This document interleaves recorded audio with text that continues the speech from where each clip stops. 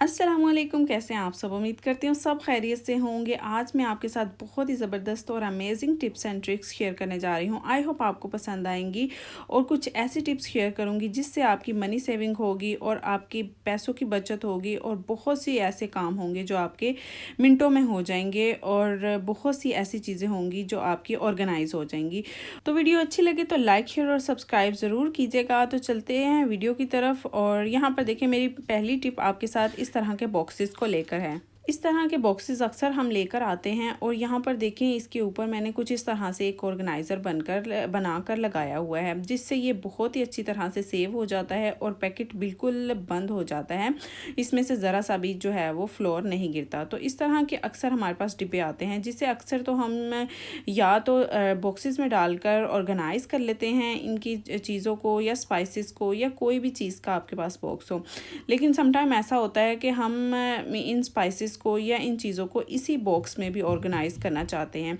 तो इसको हम किस तरह से क्लोज़ करके रख सकते हैं। तो यहाँ पर देखिए, 3 साइडों से मैंने इसको कट कर लिया है, जो इसका ऊपर का एक्सेस था।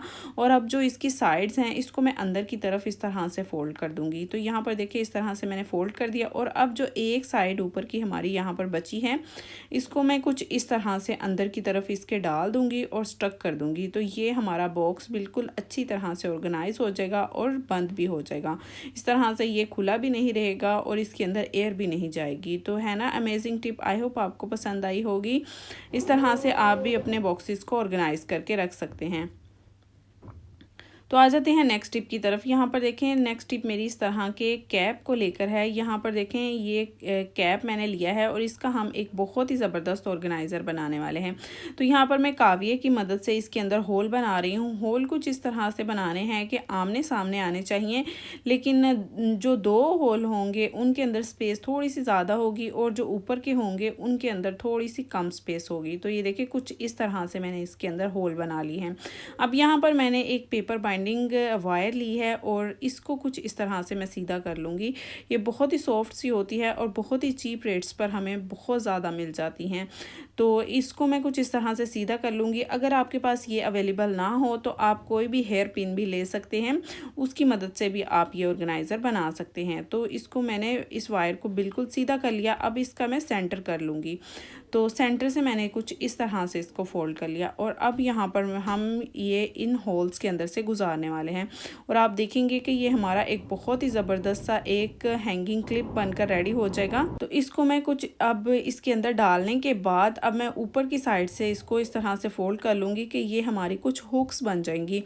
तो एक छोटे से कैप से हमने 2 हुक्स बना ली हैं। तो यहाँ पर देखें, ये हमारी 2 हुक्स इस तरह से बनकर रेडी हो गई हैं। और अब यहाँ पर हम, आप चाहें तो इसको ये फ्रंट साइड पर भी इस तरह से फोल्ड कर सकते हैं, जिस तरह से हमारा कैप जो है वो ओपन है, या बैक साइड पर भी इस तरह से फोल्ड कर सकते हैं।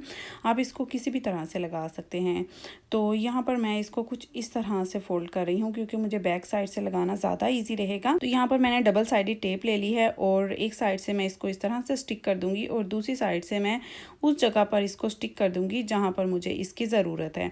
तो यहाँ पर इसको मैं काउंटर टॉप के अंदर लगाने वाली हूँ। पहले तो मैंने इसको काउंटर टॉप के इस तरह से डोर के ऊपर लगाया था, लेकिन ये भी बहुत ही यूज़फुल आइडिया है। और इस तरह से यहाँ पर देखें, मैंने इसको यहाँ पर स्टिक कर दिया। लेकिन जब मैंने यहाँ पर इसके ऊपर अपनी चीज़ें हैंग की तो स्पेस बहुत ही ज़्यादा कम थी। तो यहाँ पर देखें, इस तरह के फॉयल और क्लीन रैप वगैरह के रोल्स होते हैं जिसको संभालना हमारे लिए बहुत मुश्किल हो जाता है। अगर हम इसको कुछ इस तरह से रख लेंगे तो हमारी बहुत सी स्पेस ये ऑक्यूपाइज करेंगे।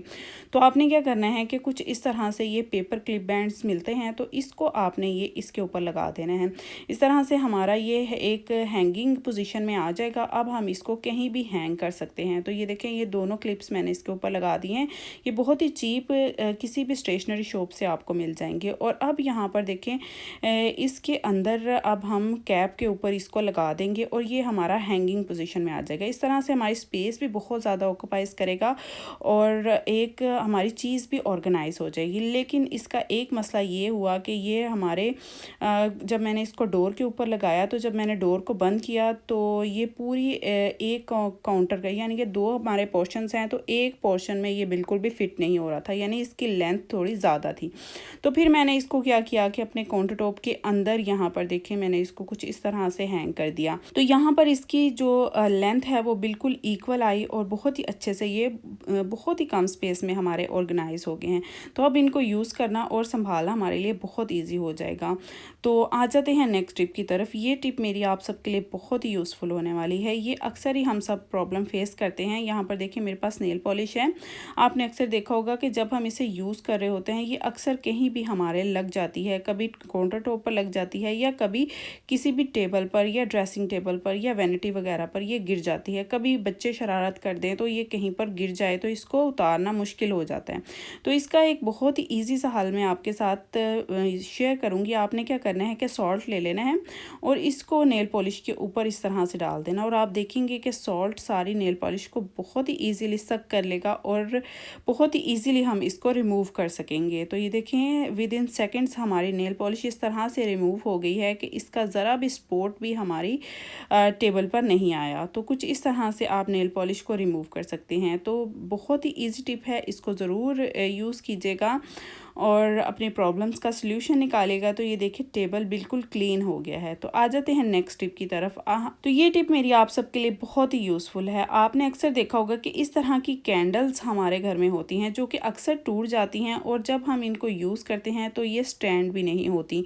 तो हम क्या करने वाले हैं कि हम इसको मेल्ट कर लेंगे और एक बहुत ही ज़बरदस्त अरोमा कैंडल्स बना लेंगे।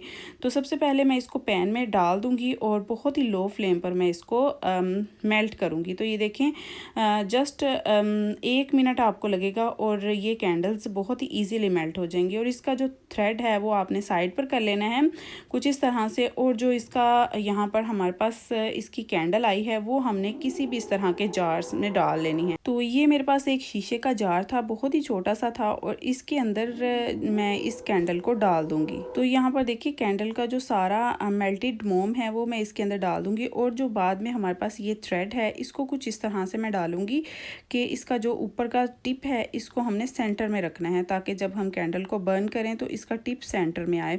तो एक मैंने पिक स्टिक ली है और इसकी मदद से मैं इसके ऊपर थोड़ा सा स्टक करते हुए इसको कुछ इस तरह से रख लूँगी और ये बहुत ही जल्दी मेल्ट होता है। आपने ये प्रोसेस बहुत ही तेज़ी से करना है। और अब इसको कोई भी अरोमा देने के लिए आप इसके ऊपर कोई सा भी परफ्यूम भी लगा सकते हैं, डाल सकते हैं इसके ऊपर, या आप इसके ऊपर कोई भी एसेंशियल ऑयल भी डाल सकते हैं। तो ये देखिए हमारी होममेड कैंडल बनकर रेडी हो गई है।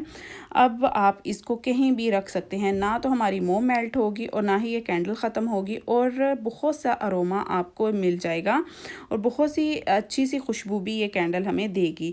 तो बहुत ही ज़बरदस्त टिप है। विद इन सेकेंड्स और लो कॉस्ट हमने एक बहुत ही ज़बरदस्त कैंडल बना ली है। तो अगर बिजली ना हो तो आप इसका यूज़ कर सकते हैं, या आप अगर एनर्जी सेव करना चाहते हैं तो ये कैंडल्स चलाकर अपने घर में रख सकते हैं और बहुत ही यूज़फुल टिप है। आई होप आपको पसंद आई होगी। वीडियो अच्छी लगे तो लाइक शेयर और सब्सक्राइब ज़रूर कीजिएगा। मिलते हैं एक नई वीडियो के साथ। अपना बहुत सा ख्याल रखिएगा। अल्लाह हाफिज़।